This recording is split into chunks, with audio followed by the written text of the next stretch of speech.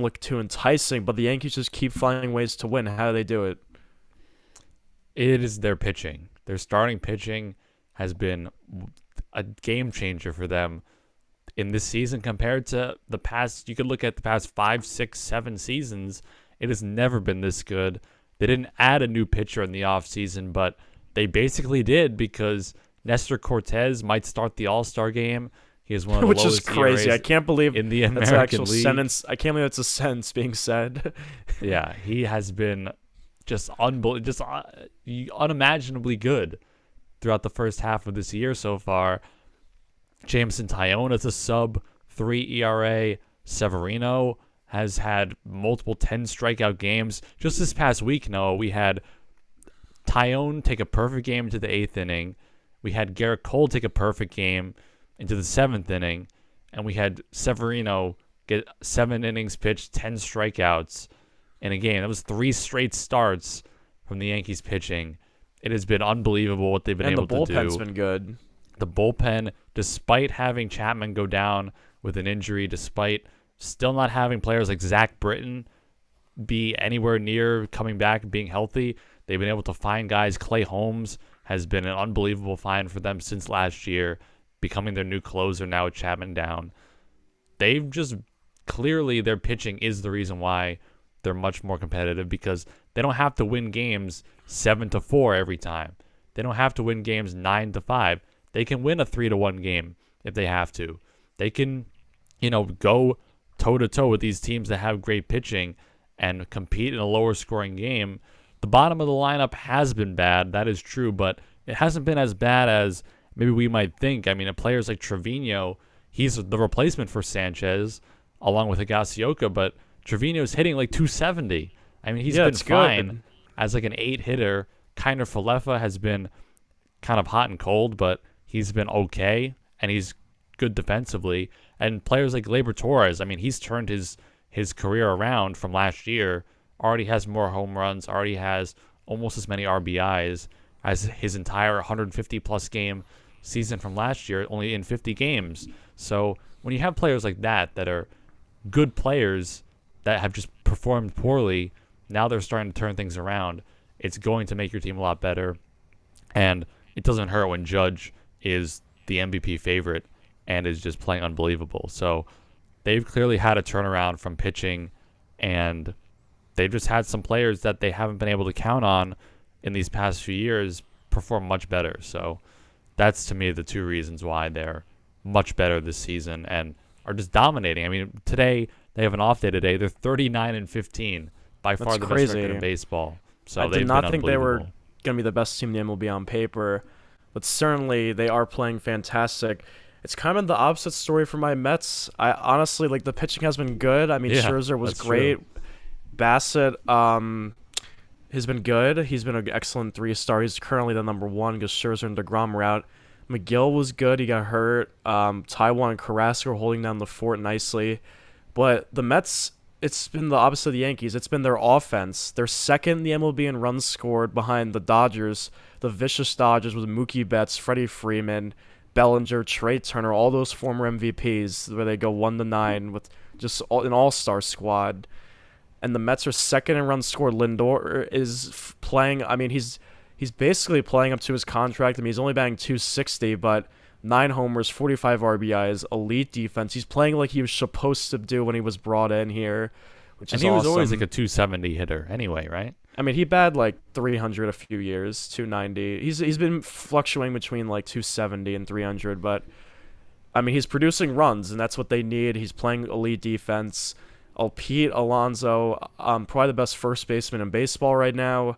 MVP Pete leads the whole MLB in RBIs, 16 home runs, and he's been adding to his game. He hasn't been striking out as much. He's batting 283, but he's been mostly a career 260 hitter. So if he hovers around 280, he's been more disciplined at the plate. That is great news for the Mets. And the additions of Marte, these subliminal signings that nobody thought, I didn't even realize how big of an impact they would be. Marte, Canna, all these guys are playing excellent baseball. Marte is batting 277 with 33 RBIs, 7 home runs, and he plays solid defense in the field. Eduardo Escobar, been a little disappointing. He had 90 RBIs last year between Milwaukee and I think the Diamondbacks or Braves or whatever wherever he was traded. He's been okay. I mean, he has 3 home runs. Jeff McNeil's playing like 2019 Jeff McNeil. He was terrible last year, like a 260 hitter. He's batting 311, always on base. Nimmo's been pretty good as always, 270, walks a lot. Canna's batting 297. And then all these and random guys have been hitting in big spots. Like J.D. Davis had the game-winning single yesterday. Dom Smith got optioned, but he had a few big hits during that 7-run comeback against the Phillies. This team just gets on base, and they put the ball in play, and they're not striking out as much.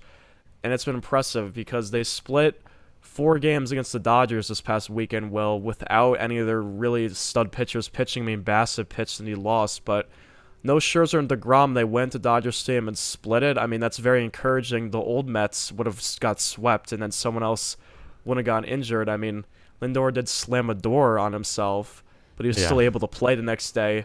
And even the West Coast trip in May when they were in Colorado and San Fran, the old Mets would have blown up there, but they actually ended up with a winning record. So I feel like this team is different than other Mets teams. Don likes to say that gives him the 1986 Mets vibes. Hopefully that is true because that year they did win the World Series that year. I'm not saying they're going to win the World Series. It's a little too early to say that, but this is clearly a different Mets team, and Steve Cohen, the players he brought in have been delivering in year 2. He's pretty much hit on every signing or trade. I mean, he got Lindor, Marte and Canna were his signings. Bassett was a very nice trade. Everyone's been performing. It's just once DeGrom and Scherzer get back, this team looks to be it's a two-headed race in the NL, the Dodgers and Mets. How does this Mets team avoid the inevitable Mets collapse in the second half? Because that's what's happened for the past however many years. They play almost this well in the first half, and then by half number 2, they just have a complete meltdown. So what has to be the difference here for this team to avoid that? Well, they'll get their pitching back, but they have to keep scoring runs like they've been. They can't score 2-3 runs a game and expect to win. Their pitching's good, but Taijuan Walker and Carrasco aren't going to give up less than 3 runs every game like they've been in the first half. The offense has to keep producing, to keep putting the ball in play, and they should be fine. Marte, Lindor, these guys got to keep at it, and they should be. Luckily for them, they have an 8.5 game lead. They haven't had this big of a lead in like a long time, so they haven't really played this well, as you mentioned, but they're definitely one of the best teams this year. So just keep producing runs, getting on base, and the bullpen's been fine, so hopefully they just don't collapse. I mean, the only thing that could defeat this Mets team, I think, is injuries at the pace they're going at, and they do have some big injuries. Yeah, Scherzer and DeGrom going down is the worst case scenario, really. Yeah, if you look at it, and since Scherzer went down, they still have an amazing record, and they were scoring like 7 runs a game for like a 5 or 6 game stretch. Yeah, I'm benching Carrasco this week in fantasy. Even though he pitches twice, I don't know if that's a great idea. They're playing San Diego today. He's pitching. He's pitching, yeah. And then they play the Angels, I think, at the end of the week. But I have Blake Snell, and they're going head to head with one another, so I don't know what to do. Yeah, the Mets have to survive this month of June. They already split with the Dodgers. They just play 500 baseball or a little over 500 baseball because they do play the Padres, another NL contender this week. The Angels have kind of fallen off, but yeah, they're having a meltdown. They lost 11 straight. Yeah, they are having a meltdown, but still they're a talented baseball team. Ohtani, Trout, and those guys. They play the Astros 4 times, I think, in June too. They play all playoff teams who they get to see in the postseason if they make it far, and they play Milwaukee, another team who they've not faced this year. So they just have to keep playing. They have to just tread water until the All-Star break, I think, and then they'll get their pitchers back.